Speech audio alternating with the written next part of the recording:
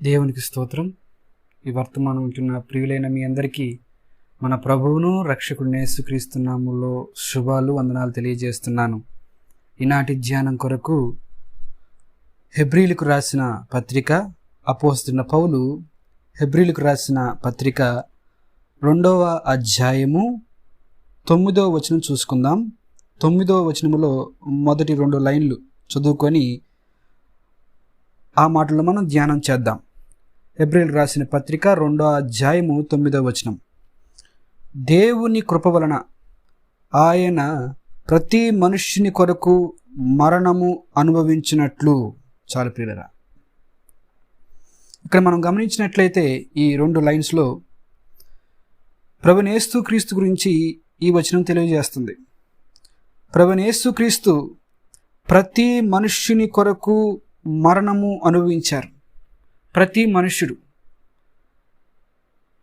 దీన్ని వ్యక్తిగతంగా మనం ఆపాదించుకుంటే దేవుని యొక్క ప్రేమ, ఆ ఎత్తు లోతు పొడవు వెడల్పు మనం గమనించుకోగలుగుతాం.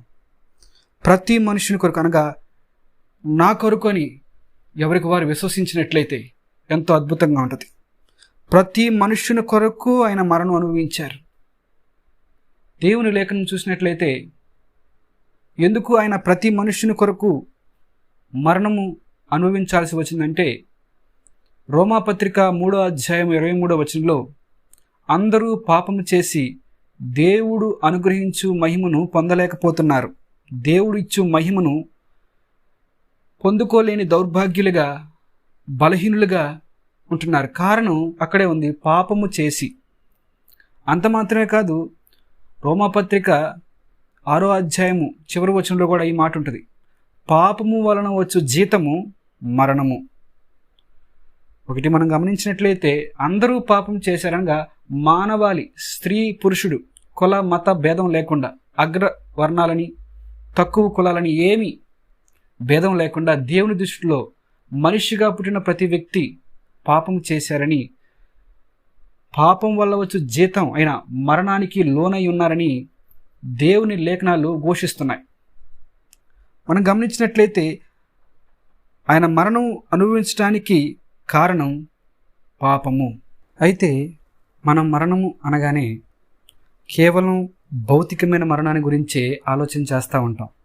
యేసు ప్రభు భౌతికంగా సిలువకెక్కి ఆఖరి రక్తబొట్టు వరకు మన కోసం, మన పాపముల నిమిత్తమై కాచి తదుపరి ఆయన మరణించారు. తండ్రి, నీ చేతికి నా ఆత్మను అప్పగిస్తున్నానని చెప్పి ప్రభు మరణించారు. ఇక్కడ మరణం అనే మాట, ప్రతి మనుష్యుని కొరకు ఆయన మరణం అనుభవించారు అనే మాటను చూస్తూ కేవలం మన పాపానికి శిక్ష భౌతిక మరణమే అని చాలామంది అనుకుంటారు. భౌతికంగా ఆయన సిలువకెక్కి చనిపోయాడు కనుక మన పాపమునకు రుణం అక్కడితో తీరిపోయింది అనుకుంటాం. కానీ వాస్తవాన్ని గమనించినట్లయితే పాపానికి రావాల్సిన శిక్ష లేక పాపానికి రావాల్సిన మరణం ఏంటి? ప్రకటన గ్రంథంలో ఉంది, అది 2వ మరణము లేక అగ్నిగుండం అని ఉంది. పాపానికి ప్రతి మనుషునికి రావాల్సిన శిక్ష కేవలం భౌతిక మరణం కాదు ప్రియులారా, అది అగ్నిగుండము.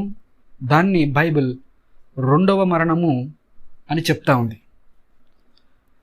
ఆది ఆదాము, మన పితరుడైన ఆదాము జీవితంలోకి మనం వెళ్ళి గమనించినట్లయితే దేవుడు ఆదామును సృష్టించిన తర్వాత ప్రతి చెట్టు ఫలమును తినవచ్చు, నిరభ్యంతరంగా తినవచ్చు అని చెప్పిన పిదప మంచి చెడులు తెలివినిచ్చు వృక్ష ఫలమును నువ్వు తినకూడదు, తింటే తిను దినమున నిశ్చయముగా చనిపోదువు అని చెప్పారు ప్రియులారా. వాస్తవానికి మనం గమనించినట్లయితే ఆదాము ఆ పండు తిన్న తర్వాత భౌతికంగా ఏం చనిపోలా.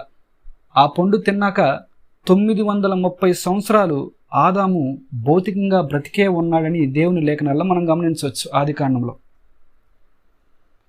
ఆ పండు తిన్న తర్వాత 930 సంవత్సరాలు ఇంకా బ్రతికే ఉన్నాడు. కానీ ప్రభు ఏమంటున్నారు? తిను దినమున నువ్వు నిశ్చయముగా చనిపోదువు. మరణము అనే మాటకు అర్థం గమనించినట్లయితే ఎడబాటు. ఒక వ్యక్తి భౌతికంగా మరణించినట్లయితే ఆ వ్యక్తి శరీరంలో నుంచి ఆత్మ బయటికి వెళ్ళిపోతుంది, అనగా ఆత్మకు శరీరానికి ఎడబాటు. ఒక వ్యక్తి ఆత్మీయంగా మరణించినట్లయితే దేవునిలో నుంచి బయటకు వచ్చేస్తారు, అనగా దేవుని వల్ల కలుగు జీవంలో నుంచి, దేవుని మహిమలో నుంచి బయటకు వచ్చేసి నిత్య నరకాన్ని అనుభవించే పరిస్థితి పాపము చేసిన వ్యక్తికి లేక ఆత్మీయంగా మరణించిన వ్యక్తికి కలుగుతుందని దేవుని తీర్పుగా దేవుని లేఖనంలో మనం చూస్తున్నాం. ఇక్కడ యేసు ప్రభు విషయంలో మనం గమనించినట్లయితే ప్రభువైన యేసుక్రీస్తు ప్రతి మనుషుని కొరకు మరణము అనుభవించాడని మనం చూసాం కదా. కేవలం భౌతిక మరణం కాదు ప్రియులారా, అది భౌతికంగా ఆయన నిజమే, భౌతికంగా ఆయన మరణించాడు నిజమే.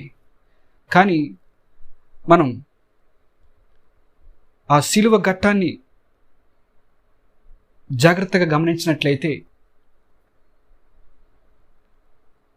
యేసు ప్రభు శిలువలో వేలాడుతూ నా దేవా నా దేవా నన్నేలా చేయి విడిచితివి అని ప్రభు శిలువలో పలికారు.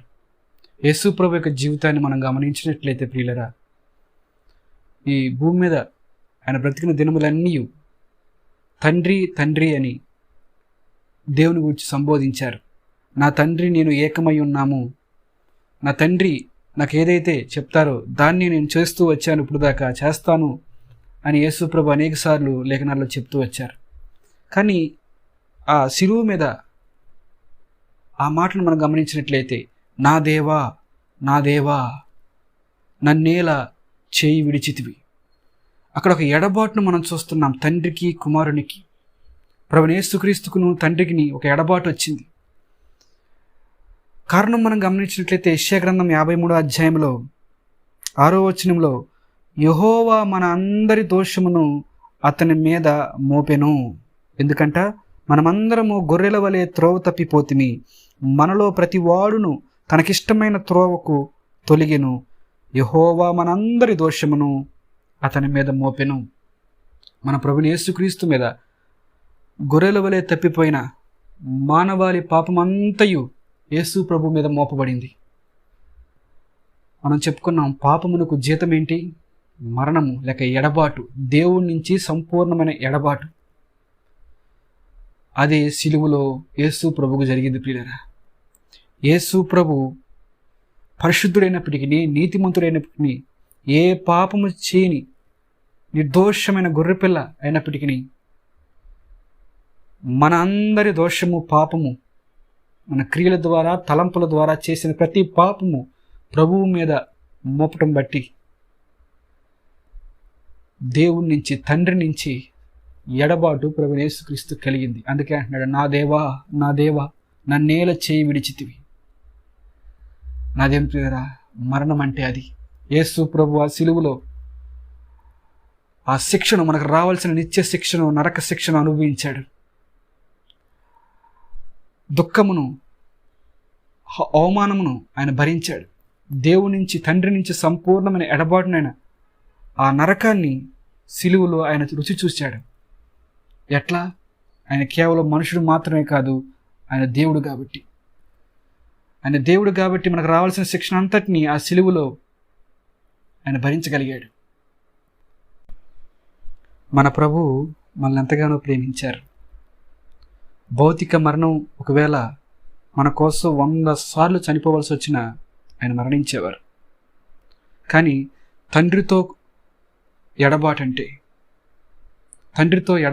యుగయుగాలు సహవాసంతో తండ్రి కుమార పరిశుద్ధాత్ములు ఉంటుండగా మన నిమిత్తమై మనందరి దోషము ప్రభువైన యేసుక్రీస్తు మీద మోపబడినప్పుడు ఎడబాటు వచ్చింది. అందుకే గెత్సెమనే తోటలో ప్రభు అంటున్న మాట, తండ్రి సాధ్యమైతే ఈ గిన్నెను నా యొద్ద నుంచి తొలగించు, ఆయనను నా చిత్తము కాదు నీ చిత్తమే. ఏంటి ఆ గిన్నె? తండ్రితో సహవాసం యుగయుగాలు సహవాసంలో ఉన్న తండ్రి కుమారులు మన పాపములు, మన దోషములు ప్రభువైన యేసుక్రీస్తు మీద, కుమారుని మీద మోపబడటాన్ని బట్టి తండ్రి కుమారులు లేక తండ్రి తన చెయ్యిని కుమారుని నుంచి వెనక్కి తీసుకోవాల్సి వచ్చింది. అది ఎంత వేదన, దుఃఖము. అదే నరక శిక్ష ప్రియులారా. నరకం అంటే ఏంటి? దేవుడి నుంచి వెడబాటయి నిత్య నరకంలో మారటం. అగ్ని ఆరదు, పురుగు చావదని మనం చదువుతూ ఉంటాం. ఆ నిత్య శిక్షను యేసుక్రీస్తు శిలువలో మన నిమిత్తమై అనుభవించి, మన పాపములకు రావాల్సిన శిక్షను అనుభవించి శిక్షను ఎత్తివేశాడు. ప్రభు మనల్ని ఇంతగా ప్రేమించి తండ్రితో సహవాసాన్ని వదిలిపెట్టుటకు సైతం ఇష్టపడి మనల్ని రక్షించుకుంటకు తన ప్రాణాన్ని బలిగా పెట్టాడు గనక విషయాన్ని ఎరిగి మనం ప్రభువుకు నమ్మకంగా, విశ్వాసంతో ప్రభు సహవాసంలో మనం జీవిద్దాం. ప్రభు ఈ మాటలు మన వినికిడిలో ఫలింప చేయునుగాక. ఆమెన్. హల్లెలూయా.